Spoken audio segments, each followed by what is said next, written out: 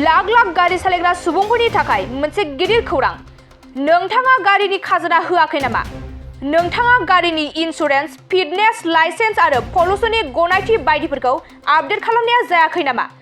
सरकारा गारि बिगोमाफोरनि थाखाय मोनसे गेदेर खौरां फोसावदों। बे गेदेर खौराङानो जाबाय गारिनि टेक्स होनाय, फिटनेसनि फोरमानलाइ गासैखौबो नोंथाङा न'निफ्रायनो मावनानै लानो हासिगोन।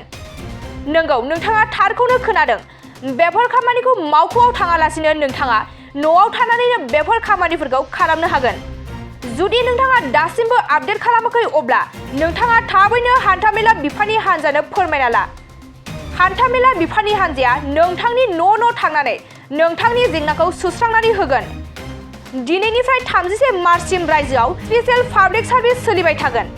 गासैबो थाखोनि गारिफोरजों लोगोसे दारिमिन लुग्राफोरनि खाजोनाजों सोमोन्दो थानाय जेंनाफोराबो खोन्दोआरि सुबुंफोरजों सुस्रांजागोन। हान्थामेला बिफाना रायजो राजानि थाखाय मोनब्रै अनजिमा फोसावदों। बेफोर अनजिमाफोरा जादों 8011578399, 8822755738, 8011333013 आरो 9127206803। नोंथाङा गाहायाव होनाय फोसावलाय मबाइल नाम्बारफोराव डकुमेन्ट्सफोरनि सोमोन्दै कन्टेक्ट खालामनो हागोन। बेराम आजार जानाय सुबुंफोरनि थाखाय ईश्वर पलिक्लिनिक एन्ड रिसार्च सेन्टारा गोबां खाबुफोर लाबोदों। बे ईश्वर पलिक्लिनिक एन्ड रिसार्च सेन्टाराव गोबां बेराम जानाय सोखानो हाग्रा मोजां रोंगौथि गोनां डक्टरफोर दं।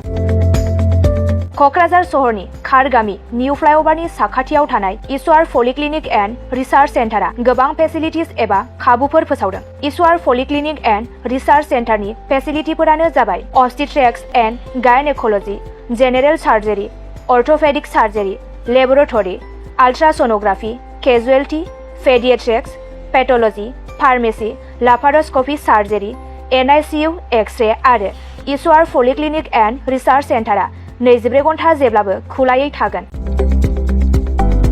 लांलाय लाबोलायनि एम्बुलेन्सआबो मोजाङै सार्भिस थागोन। निखावरि सुबुंफोरनो ईश्वर पलिक्लिनिक एन्ड रिसार्च सेन्टारा रेहाय होनाय जागोन आरो बेराम आजारफोरखौ बे ईश्वर पलिक्लिनिक एन्ड रिसार्च सेन्टाराव मोजाङैनो देहाखौ फाहामथाय लाफैनो हागोन।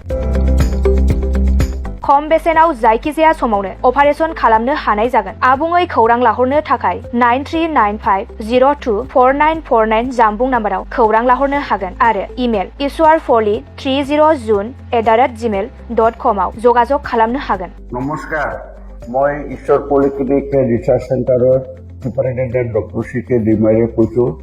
আমাৰ এই ঈশ্বৰ পলিক্লিনিক ৰিচাৰ্চ চেণ্টাৰটো কোকৰাঝাৰৰ খাৰগাঁও ফ্লাইঅভাৰৰ তলতে এইটো নতুনকৈ আৱাজ স্থাপিত হৈছে। এটা নাৰ্ছিং হোম।